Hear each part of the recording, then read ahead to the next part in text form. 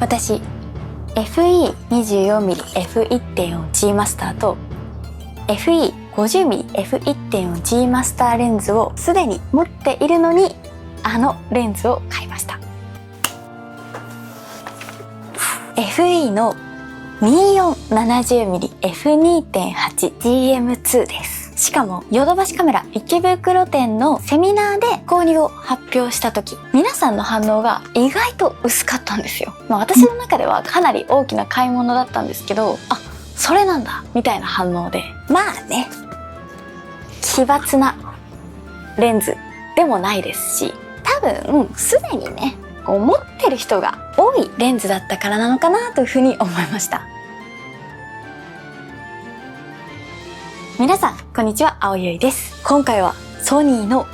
対三元標準ズームレンズ FE2470mm f2.8GM2、 こちらを開封していきます。これはね、ヨドバシカメラ池袋店のセミナーの時に私が実際に購入したものになります。その話は後ほどしようと思うんですけど、今日はまずね、購入した理由、そして外観、操作感、第一印象、そして手持ちのレンズとの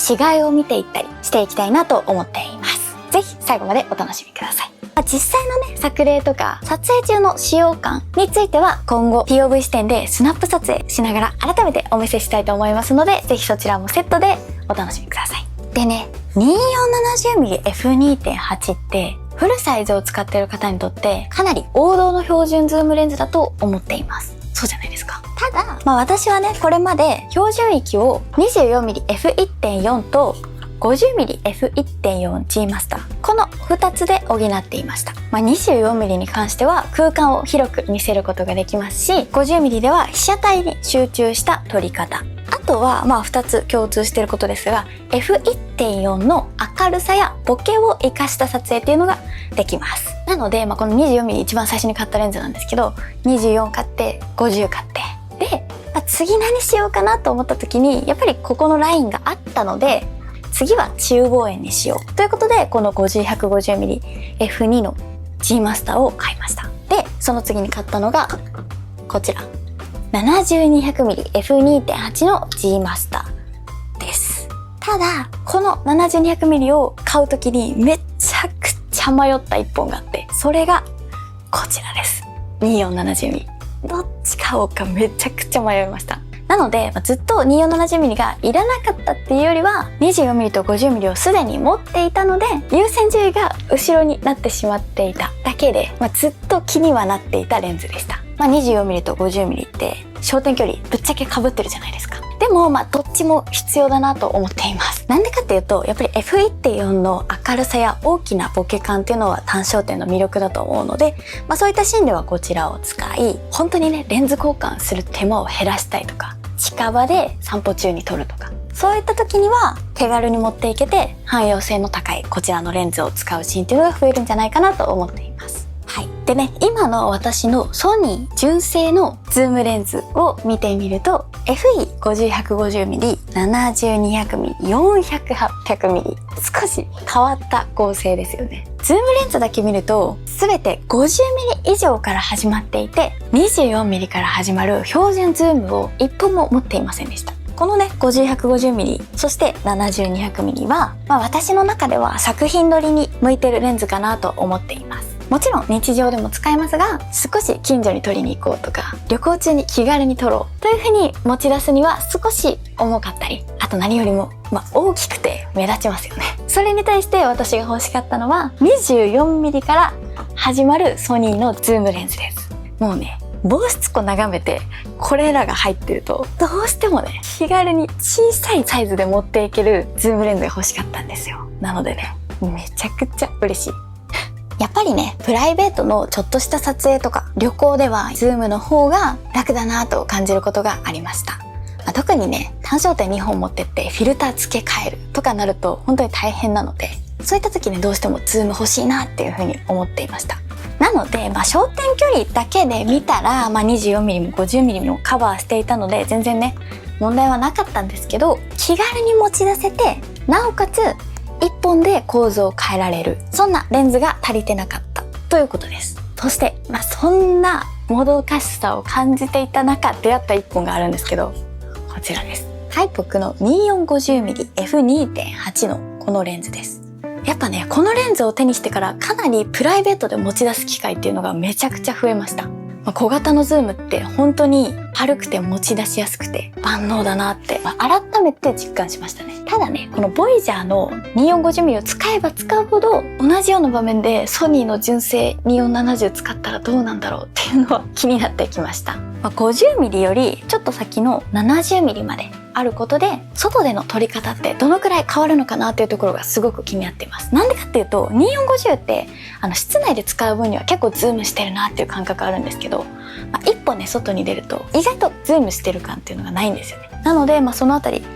これを実際に使って試していきたいなと思っています。そんなこんなでいろんな経緯を経てこちらやっと購入できました。そろそろね開封したいところではあるんですけど、最後に1個だけこれ購入した日の話をちょっとさせていただきます。冒頭でもお話ししたんですけど、購入したのはヨドバシカメラ池袋店でのセミナーをさせていただいたその日です。やっぱりね、普段から私レンズとかカメラをヨドバシカメラで買うことがほとんどなので、その日もね店内で機材を見られている皆さんと同じように、もう私も何か買いたいなという気持ちで、よし今日買おうっていう、そんな気持ちで購入しました。セミナーは全3回だったので、各回の最後に、ちょっとクイズ形式で、何を買ったでしょうっていうところで、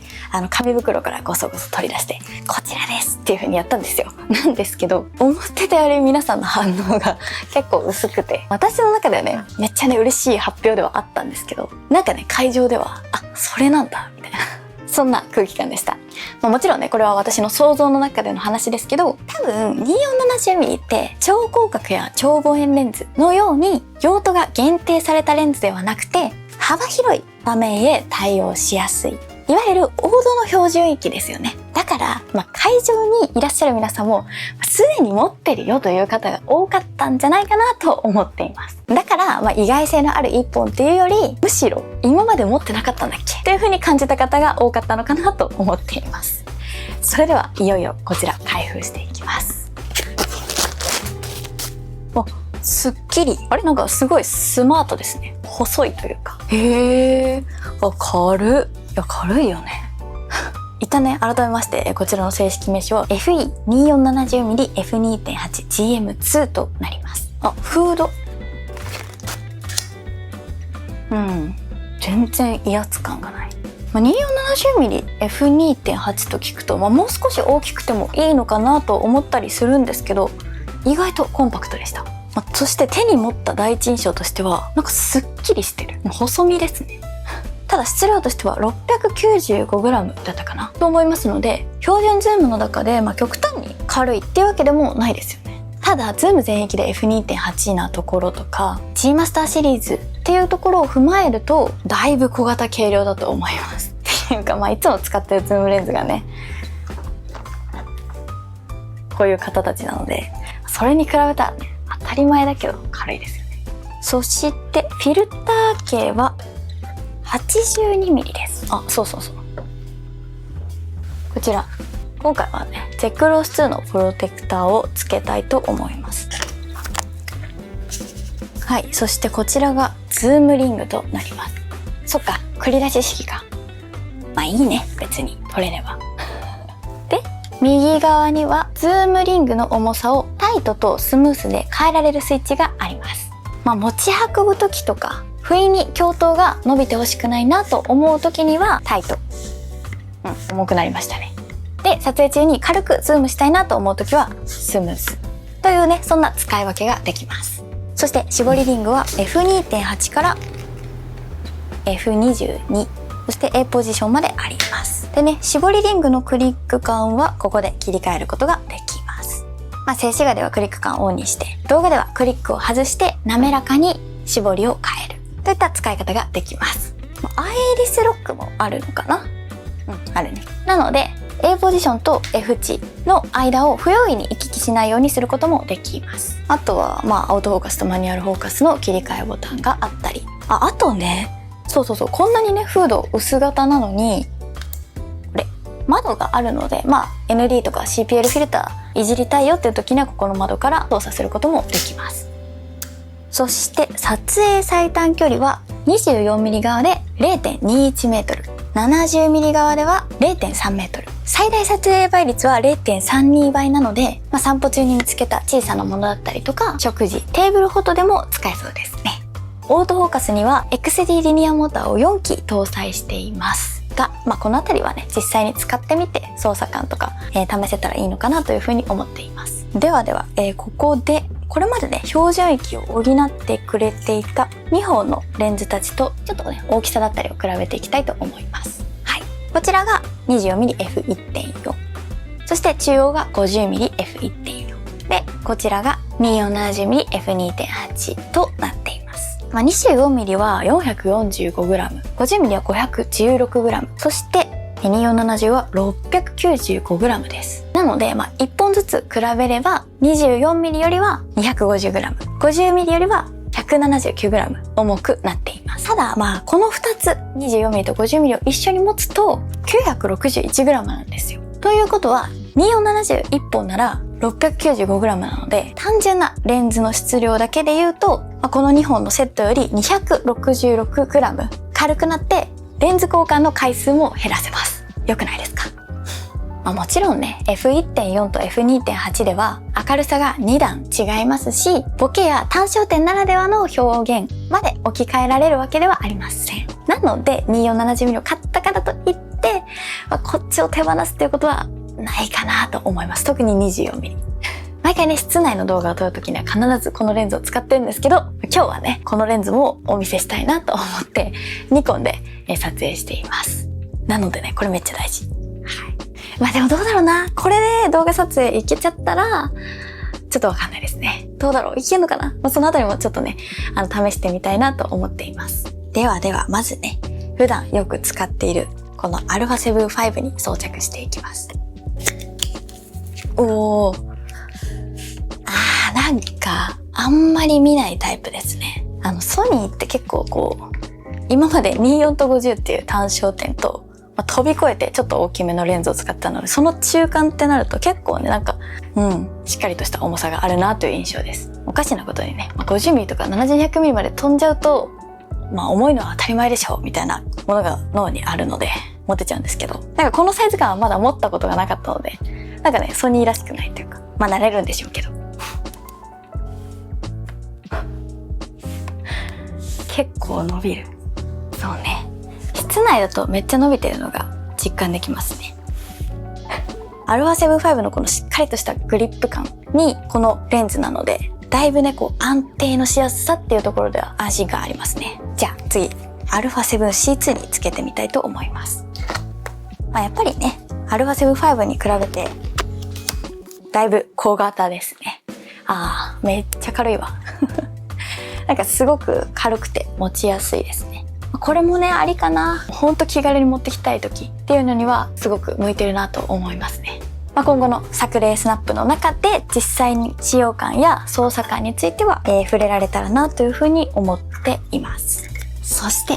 今回このレンズを買ったもう一つの理由が 70-200mm とのつながりです。2470mm と 70-200mm を組み合わせるとそうです。24から 200mm までを2本ともズーム全域で F2.8 を連続してカバーできます。なので、このセットで持ってる方多いんじゃないでしょうか。普段の気軽な撮影という時には、この 2470mm を使って、標準から望遠まで必要な時っていうのはこの 70-200mm を使う。このようにね、撮影の規模に合わせて構成を広げられるっていうことが私にとって大きな魅力です。一方で 2470mm は万能と言われるからこそ、外へ持ち出した時にかえって何を撮ればいいのかわからない、迷ってしまうっていう方もいるのではないでしょうか。私もね、これに限らず24始まりのズームレンズっていうのは他にも持っていて、ニッコール Z の 24-120mm と、あとは